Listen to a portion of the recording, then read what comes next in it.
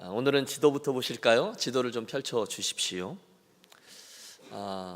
여러분, 저 밑에 안디옥에서 시작했던 사도 바울의 두 번째 전도 여행이 소아시아를 염두에 두었지만 그러지 못했죠. 그래서 맨 끝에 드로아, 트로이의 목마가 있었다는 것이라 말씀드렸어요. 이른 후에 저 건너편 유럽에서 그리스입니다. 마게도냐 사람 하나가 저를 불러서 그가 그 바다를 건너 빌립보성, 데살로니가, 베레아, 그리고 오늘 아테네 저 남쪽에 이르게 되었습니다. 건너와서 우리를 도우라. 이 드로아에서 본 환상을 통해서 순종한 바울, 그의 선교단은 첫 번째 빌립보성에서 감옥에 갇힌 어려움을 겪었죠. 또 두 번째 데살로니가에서도 베레아에서도 어려운 형편을 겪어 몰래 그 밤에 아덴을 빠져나와서 아덴에 이른 겁니다. 그리고 그것에서 복음을 잘 듣는 이들, 그리고 또는 복음을 핍박하는 이들 사이에서 담대히 복음의 사역을 진행하고 있습니다. 그 중에 오늘 저와 여러분은 아덴, 즉 오늘날 아테네라고 불리는 도시에서 성령께서 어떤 일을 행하셨는지를 살피려고 합니다. 여러분, 혹시 아테네 들어보셨죠? 여러분 들어보셨죠? 네. 사진 여러분 친숙할 텐데 저런 곳입니다. 저 위에 신전들이 있고 고대 헬라의 도시들이었던 것. 두 번째 것도 좀 보실까요? 파르테논 신전인데요. 그 당시는 얼마나 저곳이 흥왕했었던 곳인지 우리 눈치챌 수 있습니다. 여러분 아시다시피 되었습니다. 이 고대 세계에서 이 아테네라는 것은 최고의 철학과 또 예술과 교육의 중심지로 여겨지던 도시였습니다. 오늘날 우리들에게까지 잘 알려져 있는 소크라테스, 또 아리스토텔레스, 플라톤, 이런 위대한 철학적 전통이 있었으며, 그뿐이 아니라 문학, 예술, 자유, 이 모든 것에 대한 당대 최고 수준을 구가하던 헬라 제국의 아주 매력적인 도시였습니다. 그뿐이 아니죠. 아덴에서는 그 당시에도 3만 개가 넘는 신들과 우상들이 자리하고 있었으니 영적으로도 크게 혼동스러웠던 도시다 부를 수 있겠습니다. 그래서 저는 그런 상상을 해봐요. 사도 바울이 그날 그 아덴의 거리를 걸으면서 수없이 많은 우상들과 신전들을 보면서 느꼈던 거룩한 분노, 충분히 이해할 수가 있습니다. 오늘의 본문 16절과 17절은 이렇게 시작되고 있습니다. 바울이 아덴에서 그들을 기다리다가 그의 일행들이죠. 본문을 좀 펼쳐주세요. 저 위에서 혼자 도망쳐 나왔는데 그의 일행들을 기다리다가 그 성의 우상이 가득한 것을 보고 마음에 격분하여 회당에서는 유대인과 경건한 사람들과 또 장터에서는 날마다 만나는 사람들과 변론하니. 여러분, 조금 전에 그 거리를 생각해 보세요. 그 사진 속에 있던 도시 말입니다. 그 당시 헬라 문화권에서 가장 지적이라고 여겨지던 도시, 거리들마다, 내거리들마다 현자라고 일컬이던 그런 철학자들이 각자 자기의 주장들을 내놓는, 자기들의 사상의 오름을 펼치고 있던 곳입니다. 물론 똑똑했죠. 수사학을 능숙하게 사용하던 웅변가들이었어요. 각자 나름대로의 논리 체계를 갖고 논조를 진행합니다. 그럴듯해요. 하지만 하나님의 입장에서 볼 때 그들은 정말로 로마서 1장 22절의 말씀과도 같은 사람들이었어요. 뭐라고 얘기하죠? 사람들 가운데 지혜롭다는 사람들이 주장하는 이들, 성경은 이렇게 말합니다. 저들은 스스로 지혜 있다 하나 우준하게 되어 썩어지지 아니하는 하나님의 영광을 썩어질 사람과 금수와 벌어진 형상의 우상으로 바꾸었느니라. 하나님의 영광이 없는 곳에 있는 사람들의 지혜, 그들의 지식이란 그게 다였던 거예요. 아니, 그 당시 가장 지적이라고 불리워주던 그 도시, 그곳의 사람들은 온갖 우상들과 미신들로 가득 찬 거리를 소유하고 있었습니다. 그리고 그 상황을 본 사도 바울이 참을 수가 없어요. 저가 그 성에 우상이 가득한 것을 보고 마음에 격분하여 거룩한 의분이 끓어오른 겁니다. 그래서 저가 무엇을 행합니까? 그는 우선 먼저 회당에 들어가 유대인과 경건한 사람들에게 복음을 전했습니다. 그리고 장터에 나가서는 현지인들에게 예수님의 복음을 전파했습니다. 본문을 보면 날마다 만나는 사람들과 변론하니, 날마다 만나는 사람들과 이 예수님의 복음을 이야기하는 일을 계속했어요. 기회만 있으면 오늘 본문처럼 예수님 이야기, 그분의 죽으심, 십자가와 부활을 이야기하며 살아갔습니다. 왜요? 그게 가장 중요했기 때문이죠. 사실 여러분, 사도 바울이 다메섹 도상에서 예수님을 맨 처음 만나고 나서 가장 크게 변한 게 그의 시각 아닙니까? 가치를 평가하던 저의 기준이 완전히 바뀐 거예요. 지금까지 저가 열심으로 달려오며 추구했던 것들이 사실은 가장 가치 있는 것들이 아니었구나라는 것을 알았습니다. 그래서 저가 어느 날 고백하죠. 내 주 그리스도 예수를 아는 지식이 가장 고상함을 인함이라. 내가 그를 위하여 모든 것을 다 잃어버리고 배설물로 여김은 그리스도를 얻고. 그는 예수님을 알게 된 후에, 그분을 소유한 후에 이제는 그동안 자기가 그렇게 자랑스럽게 여겨왔던 혈통과 학식과 명예를 배설물처럼 별 볼 일 없는 것으로 여기게 되었다고 고백해요. 왜요? 더 귀한 예수님을 소유했기 때문이죠. 그래서 저가 그날 선교여행을 떠난 거예요. 이곳 아덴에서도 사람들만 만나면 그분에 대한 이야기를 하게 된 것입니다. 사랑하는 여러분, 성도란, 그리고 교회란 바로 그런 존재라는 사실을 믿습니다. 여러분, 한번 축복하려고 하는데요, 오늘 말씀을 나누던 도중에 성령께서 저와 여러분의 마음을 열어주셔서 그날 사도 바울이 왜 그렇게 행동했을까, 과연 예수님이 얼마나 좋은 존재이기 때문에 수많은 논쟁과 비판과 비난과 손가락질까지도 다 감수하면서 기회만 잡으면 복음을 이야기하는 것인가를 우리 알게 되고 담게 되고 또 따라가게 되시기를 축복합니다. 제 아주사 신대원 클래스에 지난 한 2주 전에 특강 강사를 모셨어요. 그곳에 오신 목사님이 소개해 준 간증입니다. 그분이 아는 분 중에 어느 날 마음속에 이런 생각이 문득 든 분이 계셨답니다. 야, 내가 예수님의 사랑을 입고 알게 되었는데 이것으로 만족하는 것이 아니라 그 사랑을 다른 이들에게 좀 전달해야 되겠다. 그 사랑을 나만 받는 게 아니라 다른 분도 좀 받게 되셨으면 좋겠다. 그러면 어떻게 해야 될까? 여러분, 성령께서 주신 생각이죠. 그래서 이분이 곰곰이 생각을 해보았대요. 어떻게 하면 될까? 그런데 이분이 수학을 잘 가르치는 선생님이었다는 거죠. 그래서 그 시립도서관인가요? 거기 가서 도서관의 벽보에다가 자그맣게 안내문을 붙였대요. 내가 수학을 가르쳐 줄 수 있는 사람인데 관심 있는 학생이 있으면 연락을 달라고요.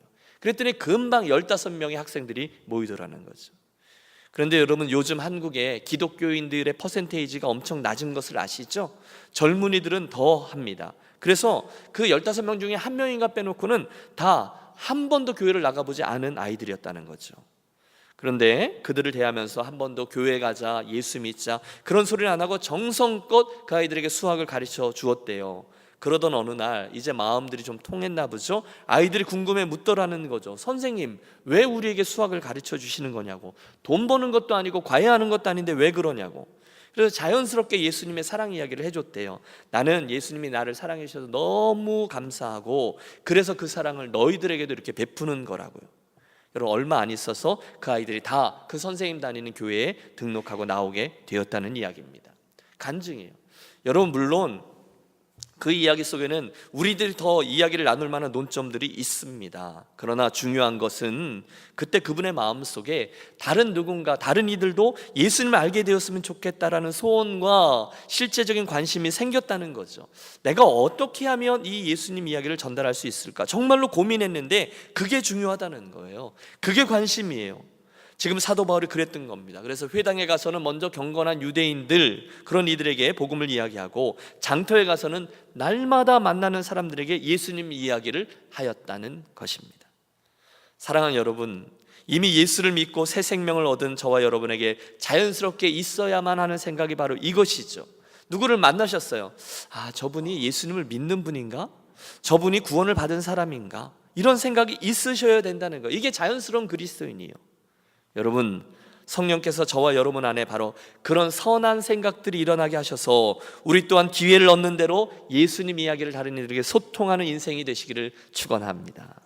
여러분, 딱 거기까지만 하시면 돼요. 오늘 이 설교를 듣고 우리가 한 발자국만 더 내뻗는 겁니다. 그분이 그 다음에 나의 그 얘기를 듣고 교회를 나와야 되느냐 안 와야 되느냐, 이 얘기는 여러분의 고민이 아니에요. 성령께서 하실 일이고 우리의 할 일은 그분들이 있는 곳에 가서 그들에게 예수님 이야기를 해주는 것까지만입니다. 여러분, 이왕에 하나님이 더해주신 생명이고 남겨져 있는 우리들의 인생의 경주인데 그분께서 가장 귀하게 여기시는 이 일, 잃어버려진 영혼이 예수님을 알게 되는 일에 저와 여러분이 복종하고 사용케 되고, 어쨌든 하나님의 시간 속에 그분들이 새 생명을 얻는데 우리가 복된 도구로 참여케 되시기를 축복합니다. 이어지는 18절의 말씀을 보십시오. 당시 그 아덴에 똑똑하던 철학자들의 이야기가 나와요.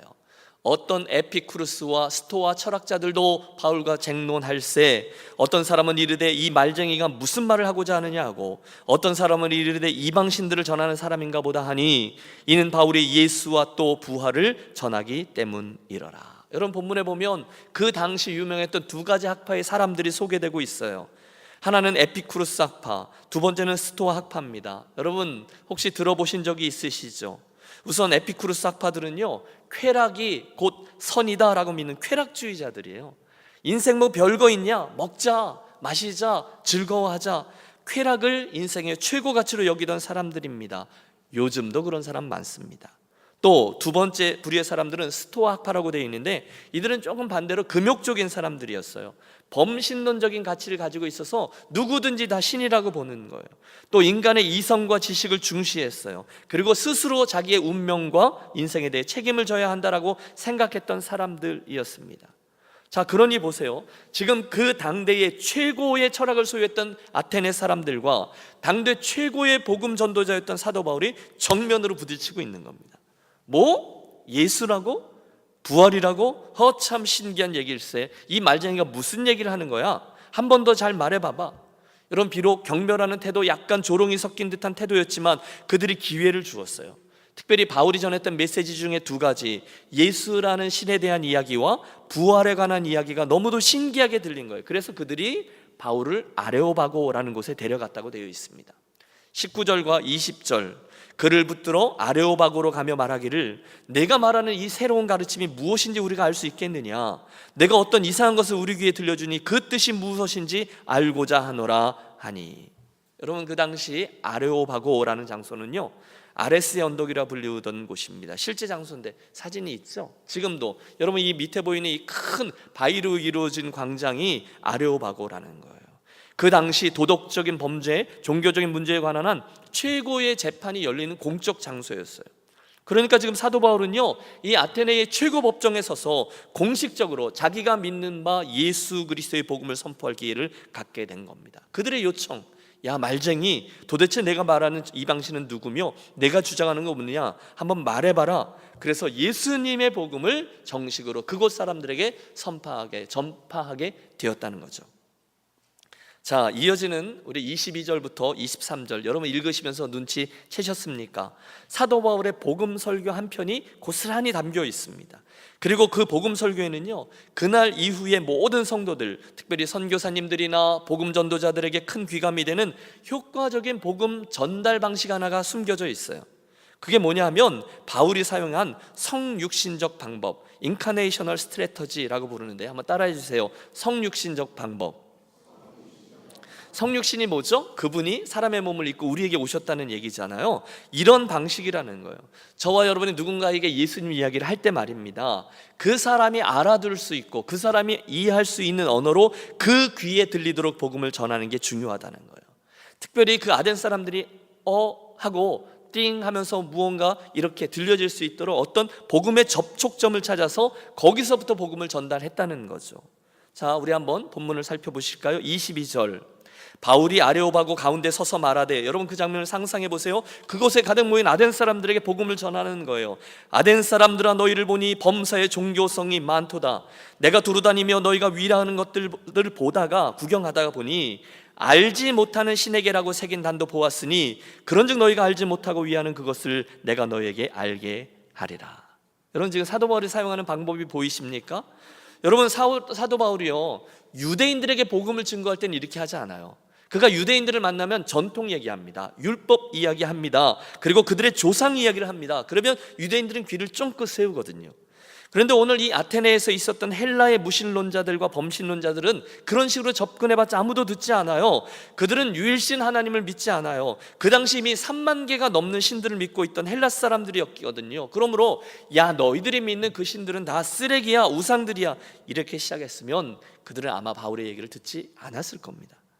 그래서 하나님 주신 지혜죠. 그곳에 있는 헬라인들에게 복음을 전달할 수 있는 접촉점 하나를 붙든 거예요.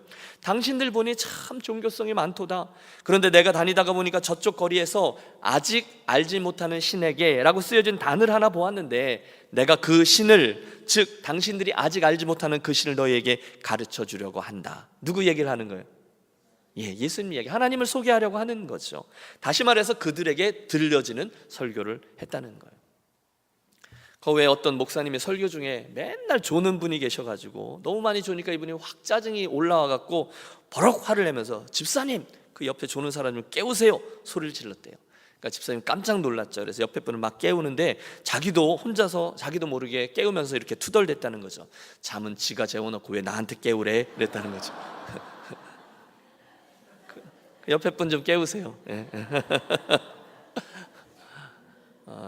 여러분, 무슨 설교가 좋죠? 들려지는 설교, 알아듣는 설교, 들리는 설교가 좋은 거예요. 바울이 지금 그렇게 하는 거예요. 그 사람들 그 얘기를 듣고 듣는 거죠. 여러분 어떠세요? 김 목사의 설교는 좀 들리세요? 네, 감사합니다. 그 다음에 이어지는 사도 바울의 설교를 정리해 보죠. 여러분, 지금 그 아레오바고 언덕에 옹기종기 모여있는 아덴 사람들에게 이 설교를 하고 있는 거예요. 24절입니다. 우주와 그 가운데 있는 만물을 지으신 하나님께서는 천지의 주제신이 손으로 지은 전에 계시지 아니하시고, 여러분 지금 너희가 아직 알지 못하는 신을 소개하고 있는 거죠. 그 당시 아덴 사람들의 정신적 지주였던 아리스토텔레스나 에피쿠로스는 이 세상이요 원래부터 존재하는 것이라고 말했습니다. 그러니까 그냥 그렇게 있던, 원래부터 있던 그 많은 것들 중에 수많은 원자들이 존재하다가 우연히 이렇게 저렇게 부딪히고 만나고 조합되어서 이 세상이 형성되었다. 그들은 그렇게 믿고 가르쳤어요. 그런데 사도 바울은 그런 이들에게 창조주 하나님을 소개하고 있습니다. 아니다, 창조주가 계신데 그분이 온 우주를 만들었고 천지를 주재했고 어디든 존재하신다. 가히 그들에게 센세이션을 일으킬 만한 알지 못하는 신이었다는 거죠. 25절 이어지는 설명을 들어보세요. 그분에 대한 얘기입니다. 또 무엇이 부족한 것처럼 사람의 손으로 섬김을 받으시는 것이 아니니 이는 만민에게 생명과 호흡과 만물을 친히 주시는 이심이라. 맞습니다. 다른 이들이 아니라 바로 그 하나님이 우리들에게 생명과 호흡과 만물을 주장하시는 분이라는 거예요. 그분이 뭔가가 부족하기 때문에 우리들에게 제물을 받으시는 것이 아니라, 그분이 뭔가가 부족해서 우리들의 섬김을 받으시는 분이 아니라는 거예요. 대신에 그분은 부족하지 않아요. 오히려 우리를 공급하시는 분이다라는 거죠. 믿습니까? 26절과 27절의 말씀, 저와 여러분이 믿는 그 하나님을 우리 함께 믿음으로 선포하며 읽겠습니다. 인류의 모든 족속을 한 혈통으로 만드사 온 땅에 살게 하시고 그들의 연대를 정하시며 거주의 경계를 한정하셨으니 이는 사람으로 하나님을 혹 하나님을 더듬어 찾아 발견케 하려 하심이로되 그는 우리 각 사람에게서 멀리 계시지 아니하도다. 여러분, 이게 무슨 소리입니까? 그 당시 아덴 사람들은요 창조주 하나님을 인정하지 않았어요. 그냥 생겼다고 말했어요. 인생은 그냥 있다가 사라지는 거라고 생각했어요. 그런데 실은 창조주이시고 섭리하신 하나님께서 오늘도 이 세상 만물을 지으셨고 주장하고 계시다라는 믿음을 선포하고 있는 것입니다. 맞습니다. 여러분, 이 세상 사람들은 다 자기들이 스스로 있다라고 생각합니다. 그냥 어쩌다가 이 세상에 있게 된 존재가 나라고 믿어요. 자연히 자기가 어디를 향하고 있고 결국 어디를 향하고 있는지를 모릅니다. 그냥 죽으면 끝이야 라고 생각합니다. 그게 그 당시도 그랬다는 거예요. 헬라 사람들의 주장이었어요. 그런데 그런 이들에게 이 사도 바울이 이 모든 문제의 해결점이 되시는 생명 되신 하나님, 그리고 예수 그리스도를 소개하고 있는 것입니다. 그때로부터 글쎄요 한 5,000년이 지났어요. 오늘날도 이 세상은 하나도 바뀌지 않았습니다. 너무너무 많은 사람들은 여전히 하나님은 없다라고 주장합니다. 자기의 지성과 이성으로는 도저히 이해가 되지 않기 때문이라는 거예요. 여러분, 이게 굉장히 우스운 거예요. 100년도 못 사는 사람들이, 여러분 저와 여러분이 가지고 있는 지식이 얼마나 되겠어요? 그렇죠? 한 번도 다 끝까지 살아보지도 않은 이들이 창조주 하나님에 대해서 왈가불가한다니요. 하나님이 어디 있냐고, 있으면 좀 나와보라 그러라고. 그런데 나오지 않느냐니까 하나님은 없는 거라고 얘기합니다. 세상은 그냥 원래부터 있었던 거라고 우깁니다. 그러나 그런 이들에게 사도 바울이 지금 분명히 선포하고 있습니다. 아니라는 겁니다. 세상 만물과 우리들의 인생은 바로 창조주 하나님에게로부터 왔다는 겁니다. 그분이 만민에게 생명을 주셨고 호흡을 주셨고 지금도 만물을 다 허락해 주신 분이라는 거예요. 그분이 우리를 살게 하시고 생명 주시고 이곳과 저곳에 지경을 정해서 살게 하셨다는 거예요. 나중에 그가 로마서 앞장에서 역설하듯이 그분이 만물 속에 하나님을 알만한 것들을 주셔서 오늘 본문의 표현대로 혹 하나님을 더듬어 찾아 발견하게끔 하셨다는 것입니다. 흥미로운 것은요, 이어지는 28절에서처럼 그는 그 당시 아테네 사람들이 알고 있었음직한 식귀 하나를 인용하고 있습니다. 우리가 그를 힘입어 살며 기동하며 존재하느니라. 너희의 시인 중에 어떤 사람들의 말과 같이 우리가 그의 소생이라 하니 이와 같이 하나님의 소생이 되었은즉 하나님을 금이나 은이나 돌에다 사람의 기술로 사람의 고안으로 새긴 것들과 같이 여길 것이 아니니라. 이게 사람이라는 것입니다. 너희 아테네 사람들, 너희 아덴 사람들의 식구에도 사람은 신에게서 왔다고 하지 않았느냐. 그런데 그렇게 말하는 너희가 금이나 은이나 돌에다가 사람의 기술로 신을 새겨놓고 이게 신이다라고 우긴다면 그것 웃기는 것 아니냐, 질책하는 겁니다. 그리고 나서 그의 설교의 결론이 30절 31절입니다. 함께 읽죠. 알지 못하던 시대에는 하나님이 간과하셨거니와 이제는 어디든지 사람에게 다 명하사 회개하려 하셨으니 이는 정하신 사람으로 하여금 천하를 공의로 심판할 날을 작정하시고 이에 그를 죽은 자 가운데서 다시 살리신 것으로 모든 사람에게 믿을 만한 증거를 주셨음이니라 하니라. 아멘. 여러분, 이게 무슨 뜻입니까? 이제 그 복음이 들려졌다는 거예요. 예수 그리스도의 죽음과 부활로 우리들에게 그분의 뜻이 전해졌으니 변명은 있을 수 없다는 거예요. 복음을 들었으면 믿고 회개하라는 거예요. 주께로 돌아오라는 거예요. 만일 그렇지 않으면 심판이 있을 것이다. 이게 그의 설교의 결론입니다. 자, 이게 이제 그 당시 있었던 일이라면 우리들의 설교 작업은 한 단계 더 나아가죠. 오늘 우리들에게 이 메시지가 무슨 의미가 있냐는 것입니다. 혹시 여러분, 오늘 저와 여러분들 가운데 이 본문에 나오던 헬라인들처럼, 특별히 저 에피쿠르스 학파 사람들처럼 인생의 목적이 그저 순간의 쾌락과 즐거움뿐이다 라고 생각하며 우리들의 인생 잔치는 한순간에 그냥 끝나면 끝이다 라고 생각하는 분 있으십니까? 만약에 그렇다면 저와 여러분 인생의 관심은 정말 한순간 즐겁고 한순간 유쾌한 경험을 하는 것에만 놓여 있게끔 될 것입니다. 물론 처음에는 그거 한 가지 두 가지 즐거워하고 쾌락을 찾으면서 이게 인생이지 뭐 이렇게 폼재며 나름대로의 철학을 이야기할지 모르겠어요. 하지만 그런 쾌락과 즐거움을 찾는 이들의 결국은 틀림없이 감각만을 쫓는 유욕주의자로 변하고 마치게끔 되어 있습니다. 먹고 마시고 즐기고 더 소유하고 더 높아지고 그러다 죽는 거지 뭐. 내일은 알게 뭐야. 여러분, 그것 외에 더 이상 무엇이 있습니까? 무엇으로 그들의 인생을 설명할 수 있겠어요? 겉으로는 멋있게 얘기하죠. 그들 나름대로 의미를 부여하죠. 하지만 에피쿠르스 학파의 이야기 다음에 더 이상 할 수 있는 것들이 무엇입니까? 멀리 갈 것도 없어요. 지난 한 주간 우리 한국에 일어났던 수많은 사건 사고들을 보십시오. 정확히 그런 사람들의 이야기로 가득 차 있습니다. 사람을 수단으로 이용하고 권력을 사용하고 부끄러움 없이 마음대로 몸이 가는 대로 행하는 사람들, 이유는 하나입니다. 그들에게 하나님이 없기 때문이죠. 그들의 모습에는요 절대로 죽음을 이야기하지 않아요. 그들은 그걸 고민하지 않아요. 자기들끼리 즐기면서도 암묵적으로는 그 다음에 어떤 일이 있을 것인가 더 이상 얘기하지 않기로 암묵적인 동의가 되어 있습니다. 그냥 오늘을 즐겁고 인생을 즐겁게 불사르는 것, 그게 다입니다. 두 번째 부류의 사람들도 있죠. 스토아 철학파 사람들. 이성적인 기능을 중시해요. 오직 내가 이해할 수 있는 것만 받아들이겠다라고 주장하는 분들, 혹시 우리 가운데 계십니까? 여러분 기억하십시오. 그날 그들은요 물론 이성의 활동인 지식을 중시했어요. 지식 추구가 그들 인생의 목표이자 열망이었어요. 나의 운명은 내 자신이 스스로 책임져야 한다라고 믿었고 또 가르쳤어요. 그러다 보니 복음을 받아들일 수가 없었던 거죠. 이성의 작용 그 어디에도 여러분 창조주 하나님이 서 있을 수 있는 자리가 없어요. 신이 사람의 몸을 입고 이 땅에 성육신 하셨다는 신비가 그들은 머리로 이해할 수가 없어요. 신이 우리를 대신해서 십자가에 죽는다, 말이 안 되는 거예요. 죽은 자가 부활한다라는 이야기는 더욱더 용납될 수 없어요. 그래서 못 믿겠다는 거예요. 머리로 이해가 되지 않거든요. 그래서 32절에 보면 그 이야기를 듣고 이들은 곧바로 조롱했다라고 기록합니다. 말이 안 되는 거예요. 정말 어리석은 거예요.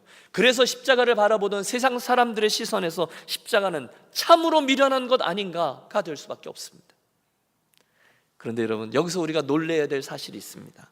그것은 그들이 도저히 믿을 수 없는, 오늘도 이 세상의 대다수의 사람들이 절대로 믿을 수 없다라고 외치는 그 놀라운 십자가의 메시지, 복음을, 그 진리를 벌건대낮에 분명히 믿고 있는 이들이 있다는 것입니다. 누굽니까? 다시 할까요? 그들이 안 믿는 그 십자가 이야기를 오늘도 분명히 믿고 있는 이들이 있어요. 누구입니까? 우리들입니다. 우리 그리스도인들입니다. 십자가의 도가 멸망하는 이들에게는 미련한 것이요 구원을 받는 우리에게는 하나님의 능력이라 믿습니까? 유대인은 표적을 구하고 헬라인은 지혜를 찾으나 우리는 십자가에 못 박히신 그리스도를 전하니 유대인들에게는 꺼리끼는 것이요 이방인들에게는 미련한 것으로도 오직 부르심을 받은 자들에게는 유대인이나 헬라인이나 그리스도는 하나님의 능력이요 하나님의 지혜니라. 아멘. 정확히 오늘 이 아덴 사람들, 헬라 사람들 이야기를 하는 거예요. 유대인들은 표적을 구한대요. 오케이. 아덴 사람, 이 헬라인들은 지혜를 찾는데요. 그러나 지금 우리는 무엇을 찾고 전합니까? 십자가에 못 박히신 예수 그리스도를 전합니다. 여러분, 그게 우리입니다. 그 진리를 믿는 이들이 우리입니다. 따라서 여러분, 이 복음을 믿는 이들은 기적인 거예요. 믿습니까? 여러분, 우리가 다음 주간에 고난 주간을 맞아요. 그리고 이번 절기에 우리가 어디에다 포커스를 맞추어야 할까요? 이 진리라는 거예요. 고난 주간 그리고 부활 주일까지 그 주간에 한 주간을 우리 고난 주간이라 부르죠. 우리 이 예수 그리스도의 십자가에 우리들의 포커스를 맞추려고 합니다. 우리가 뭘 믿냐는 거예요. 그걸 정말 믿느냐는 거예요. 여러분, 그날 아덴 사람들은요, 그 당시 전 세계에서 가장 똑똑하던 사람들이에요. 그들은 지혜를 구했어요. 그러니 그들이 볼 때 이 십자가는 미련한 것이죠. 그러나 우리는 십자가의 그리스도를 구합니다. 이 십자가는요, 저와 여러분을 죄인이라고 말합니다. 십자가는 우리로 하나님의 은혜를 보게 하고 믿게 합니다. 십자가는 우리 예수님을 구원자로 믿게 합니다. 이 십자가는 우리 하나님을 아버지로 고백하게 합니다. 우리 안에 그러면 이렇게 살아야 되겠구나, 이렇게 살면 안 되겠구나, 그러므로 이제는 내 마음속에 용서의 마음으로, 사랑의 마음으로, 헌신의 마음으로 살아야 되겠구나라는 마음이 들게 합니다. 또 이 십자가는 우리로 이 십자가의 복음을 다른 이들에게도 전달해야 하겠다라는 마음이 있게 합니다. 여러분은 이 십자가에 달려 돌아가신 예수 그리스도, 나를 위해 죽으신 그분을 분명히 믿습니까? 아멘. 야, 이건 기적이에요. 여러분, 옆에 있는 분들에게 한번 말씀해 주세요. 참 놀라운 분이시네요. 이렇게요. 여러분, 지금도 뭐 몇 퍼센트 이야기하지만 십자가의 복음을, 예수 그리스도를 나의 퍼스널, 나의 인생의 구세주로 정말로 믿고 고백하는 복음주의자들은 10%로 봅니다. 10명 중에 9명, 이 지구상에 있는 이들은 그 이야기를 미련하다라고 얘기해요. 안 믿어요. 그런데 저와 여러분은 이 복음을 믿고 있는 거예요. 여러분은 기적을 믿고 있는 거예요. 놀라운 것은요, 그 사실을 믿는 이들은 그때도 있었어요. 중간에도 있었어요. 그리고 지금도 있어 왔어요. 오늘도 있어요. 오늘 저도 믿고 여러분도 믿어요. 저는 너무너무 놀랍습니다. 너무너무 기쁩니다. 여러분, 저와 여러분이 참으로 무식해서 이 사실을 믿는 것입니까? 오늘 저와 여러분이 지적으로 부족해서 그 아덴 사람들에 비해서 지적 수준이 낮기 때문에 이 복음을 믿는 것입니까? 오늘 저와 여러분이 다 어떤 집단 최면을 믿기 때문에 이 사실을 믿게 된 것입니까? 아니요, 그렇지 않아요. 그런데도 우리는 이 사실을 바보같이 믿어요. 뭐죠? 하나님 주신 은혜요, 하나님께서 주신 믿음의 선물인 줄로 믿습니다. 이게 은혜예요. 십자가의 도가 멸망하는 이들에게는 미련한 것이요, 그렇지만 구원을 받은 우리에게는 하나님의 능력이라 했어요. 이것은요, 저와 여러분의 하나님의 그 놀라운 사랑의 특별한 수혜자가 되었다라는 뜻입니다. 찬양하지 않을 수 없어요. 그래서 1부 때는 제가 머쓱해서 안 했는데요, 우리 2부 예배 때는 한번 찬양하죠. 박수 치면서 찬양하는 거예요. 나 자유 얻었네, 너 자유 얻었네, 우리 자유 얻었네. 기쁘게 나 자유 얻었네, 너 자유 얻었네, 우리 자유 얻었네. 주 말씀하시길 죄 사슬 끊겼네, 우리 자유 얻었네. 할렐루야. 나 자유 얻었네, 너 자유 얻었네, 우리 자유 얻었네. 할렐루야.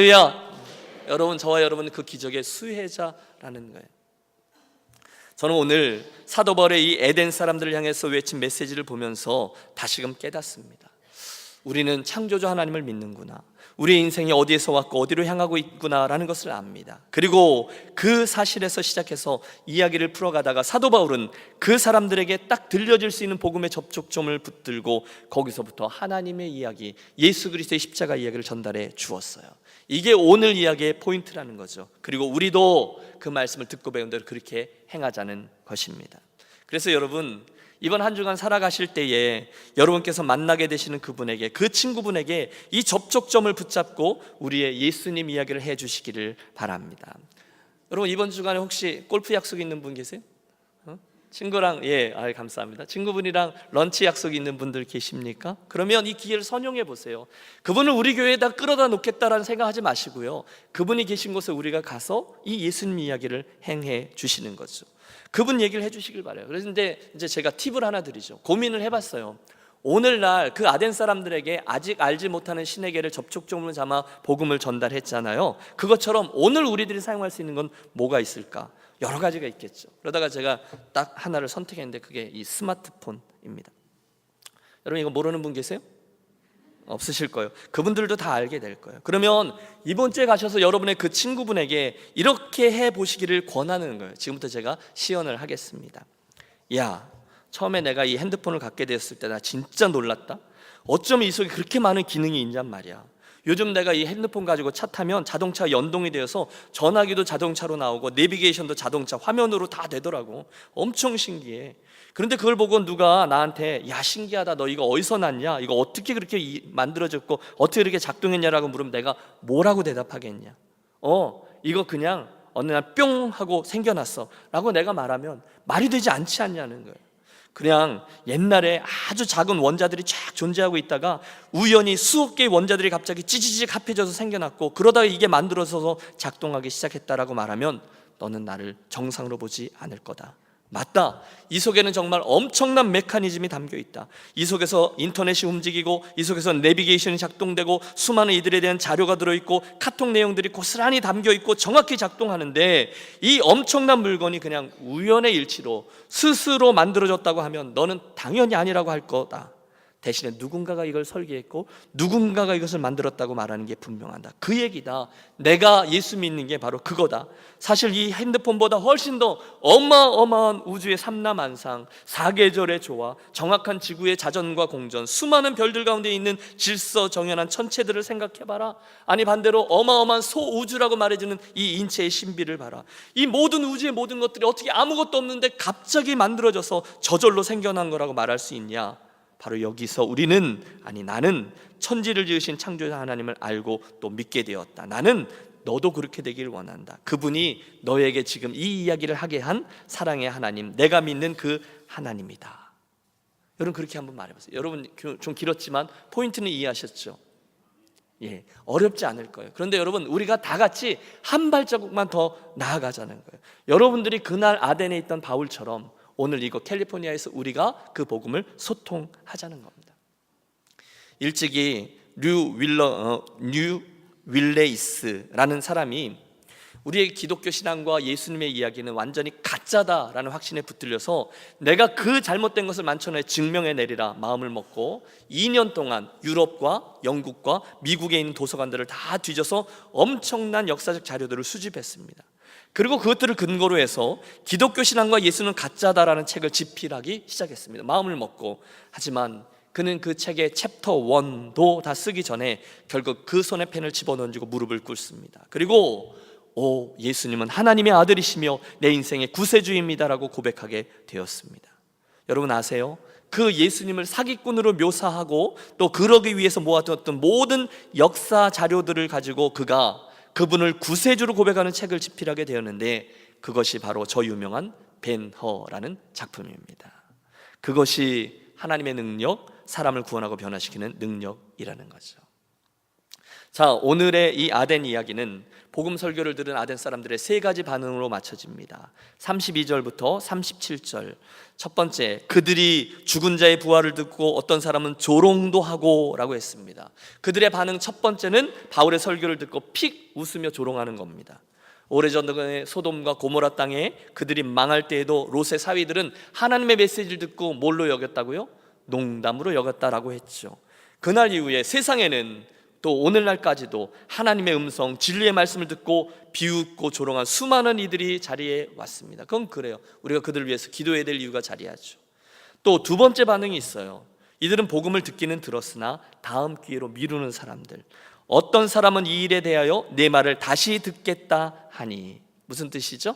야, 내 말 참 좋고 그럴듯한데 그러나 뭐 서두를 거 있냐, 차차 더 듣고 믿기로 하자라는 반응이 있죠. 물론 말은 맞아요. 하지만 정작 문제는 그들에게 그날 다가갔던 그 복음의 문이, 그 기회가 언제까지나 열려 있을지는 아무도 모른다는 거예요. 오늘 33절을 보세요. 이에 바울이 그들 가운데 떠남에 이렇게 돼 있어요. 그리고 끝입니다. 그 귀한 기회가 더 이상 저들에게 주어지지 않았어요.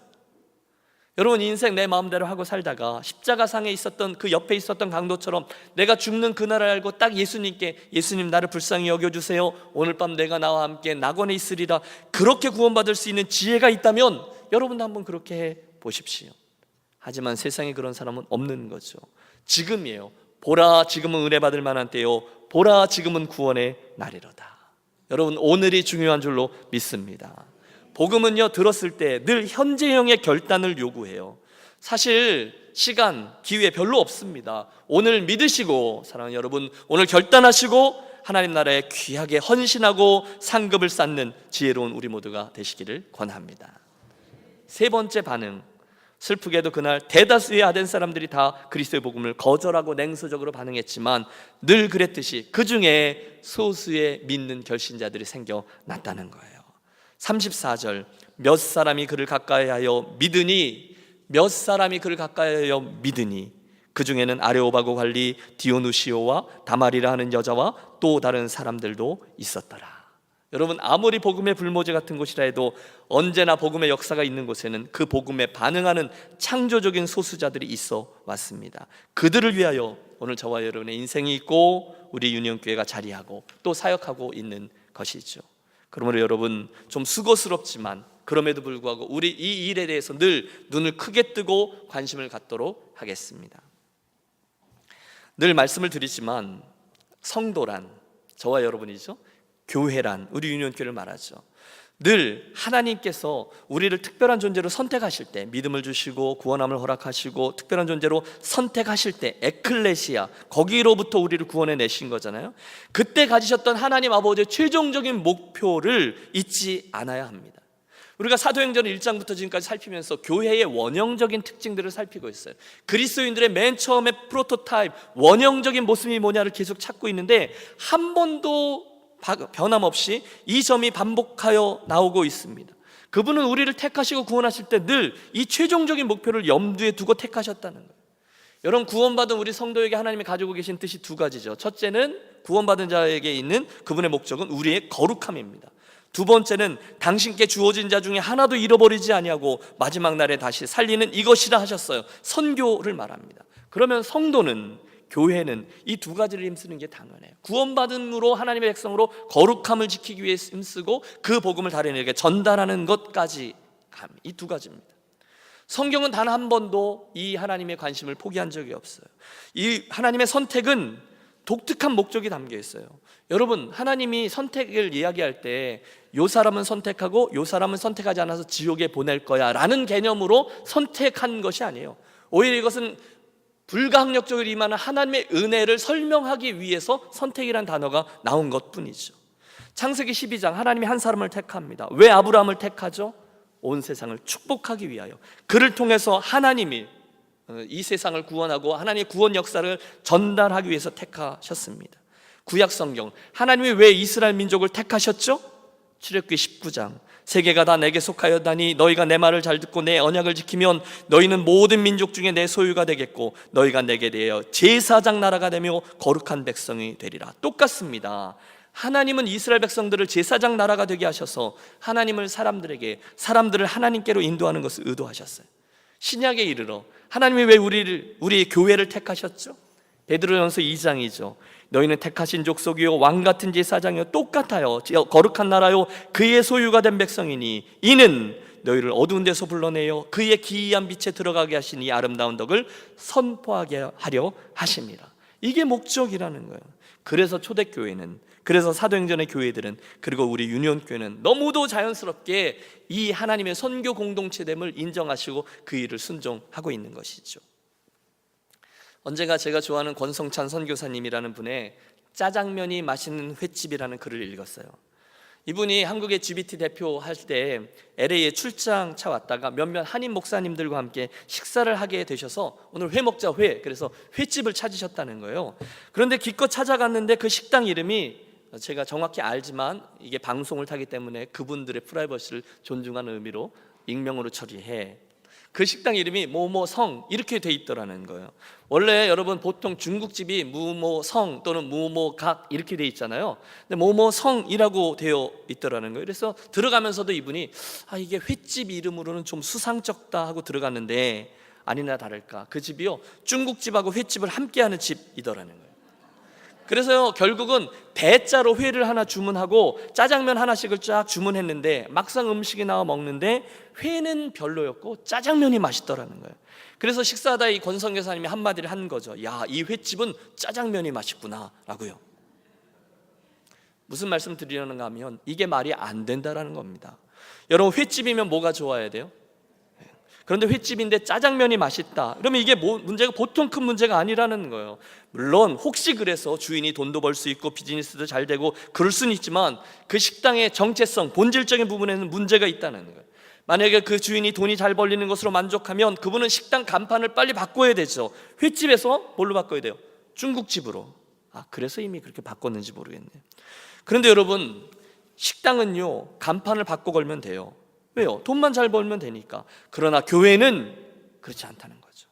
하나님이 우리 유니온교회를 세우실 때 영혼을 구원하는 교회, 선교가 아예 DNA로 들어있는 공동체로 세워서 그 일을 하라고 하신 것인데 혹시나 우리가 그 본질을 잊어버리고 다른 것들이 좀 잘 된다고 예배가 좋고 사람들도 좀 모이고 교육관도 있고 성도들 봉사도 잘하고 등등 본질적인 회가 아니라 짬뽕, 짜장면, 떡볶이, 라면이 맛있다고 그것 잘 팔린다고 사람들이 그것 좋아한다고 그걸 즐기고 있다면 문제가 있다는 거예요. 식당은 간판을 바꾸면 되지만 교회는 간판을 내려야 된다는 거죠. 만일 우리가 우리 교회의 본질인 영혼에 대한 관심을 놓치고 있다면 말입니다. 그러므로 사랑하는 여러분, 이 아침 우리들의 시선을 다시 한번 이 사도행전의 행적을 통해서 계속 우리들에게 교회의 본질, 아니 성도의 원형적인 특징들을 말씀해 주시는 하나님 원래의 뜻에 다시 맞추는 저와 여러분이 되시기를 부탁합니다. 먼저 여러분 이번 주 다음 주 우리 너무 기회가 좋아요. 우리가 알고 있는 진리 십자가와 부활의 복음에 우리들의 두 주간의 시선을 맞추도록 하겠습니다. 이따가도 광고 드리겠지만 십자가 앞에 당신은 누구입니까? 라는 메시지들을 이번 고난주간 내내 부활주일까지 계속해서 이 말씀을 선포할 때 여러분 우리에게 있는 복음의 진리가 과연 무엇이며 내가 그 위에 든든히 서 있는지를 확인하는 저와 여러분 모두가 되시기를 바라요. 다시 그 자리로 복음의 그 자리로 가는 거죠. 그리고 나서 이제 남겨진 우리의 인생과 교회 공동체를 통해서 하나님이 이제 내 남겨진 여정 동안 무엇을 원하시는가를 잊지 않고 엉뚱한 것이 특징인 교회가 아니라 진정 사람을 살리는 교회, 잃어버려진 영혼이 예수님을 알게 되는 일을 위해서 순종하는 우리의 인생과 교회가 되기를 재다짐하는 이번 고난주간과 부활절기가 되시기를 축복합니다.